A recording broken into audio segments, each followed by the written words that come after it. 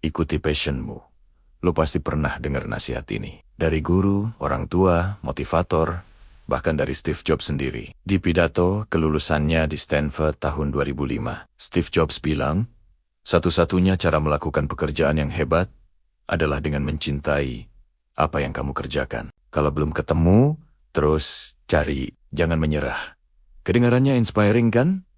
Tapi ada masalah. Cal Newport, profesor ilmu komputer di Georgetown University, punya argumen berbeda. Dia bilang, follow your passion adalah nasihat karir terburuk yang pernah ada. Kok bisa? Karena kalau lo lihat perjalanan hidup Steve Jobs sendiri, Jobs tidak mengikuti passionnya. Sebelum mendirikan Apple, Jobs menghabiskan waktu di Reed College mempelajari kaligrafi. Dia praktik meditasi Zen di Los Altos Zen Center. Dia bahkan pergi ke India mencari pencerahan spiritual. Kalau Jobs benar-benar mengikuti passionnya, mungkin dia sekarang jadi guru meditasi, bukan CEO Apple. Jadi apa yang sebenarnya membuat orang mencintai pekerjaannya? Itulah yang dijawab Cal Newport dalam bukunya So Good They Can't Ignore You. Cal Newport menyebut nasihat ikuti passion sebagai passion hypothesis.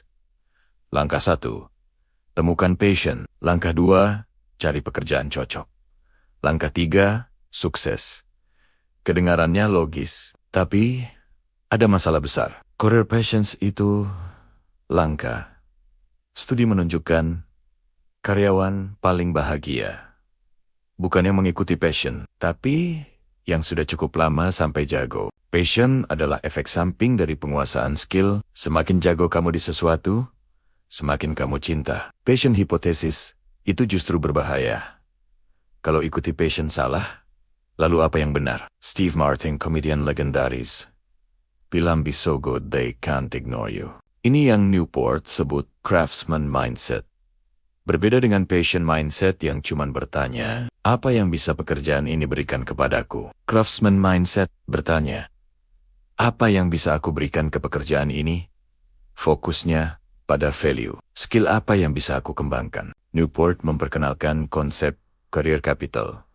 Career capital adalah skill yang langka dan bernilai yang bisa kamu tawarkan ke dunia. Pekerjaan impian punya traits yang langka. Kreativitas, kontrol, fleksibilitas. Kamu tidak bisa mendapat pekerjaan impian tanpa career capital sebagai mata uangnya. Bagaimana cara membangun career capital? Jawabannya, deliberate practice. Kamu mendorong dirimu di luar zona nyaman dan mendapat umpan balik yang jujur. Steve Martin berlatih banjo selama 40 tahun. Deliberate practice itu tidak menyenangkan.